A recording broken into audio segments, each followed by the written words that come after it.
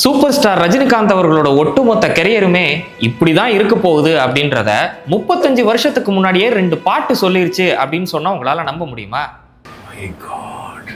வாங்க 2025ல இருந்து 1990ஸ்க்கு டிராவல் பண்ணி போகலாம். 1990ல பி வாசுவோட டைரக்ஷன்ல ரிலீஸ் ஆன ஒரு பக்கா கமர்ஷியல் படம் தான் பணக்காரன். இந்த படத்துல வர்ற ஒரு 2 பாட்டுல, அதுவும் இளையராஜா லிரிக் எழுதின 2 பாட்டுல ரஜினிகாந்த் அவர்களுடைய கெரியரையும் அவருடைய சினிமா எதிர்காலத்தையும் கனெக்ட் பண்ற மாதிரி 2 வரிகளை எழுதியிருப்பாரு இளையராஜா. இந்த படத்துடைய ஓப்பனிங் சாங்கா வர்ற பாட்டு தான் மரத்தை வச்சவன் தண்ணி ஊத்துவான்.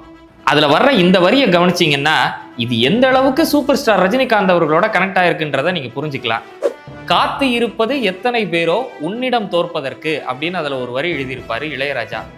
அன்னைக்கு அது ரொம்ப ஜஸ்ட் லைக் தட் கடந்து போயிருந்தாலும் இன்னைக்கு 35 வருஷம் கழிச்சு அதை கேட்கும்போது கூட இத்தனை வருஷத்துல தலைவர் எத்தனை பேரோட போட்டி போட்டு இன்னும் இந்த ஃபீல்ட்ல தலைவர் எப்படி நம்பர் 1 இருக்காருன்னு நம்மளுக்கு பயங்கர ஆச்சரியமா இருக்குது. இதே மாதிரி இந்த படத்துல வர்ற இன்னொரு பாட்டு தான் உள்ளுக்குள்ள சக்கரவர்த்தி. இதுல வர்ற ஒரு வரி கூட ரஜினிகாந்த் அவர்களோட பயங்கரமா கனெக்ட் ஆயிருக்கும். புயலாச்சு பெரும் மழையாச்சு இந்த விளக்கு இன்னும் எரியுது அப்படின்னு.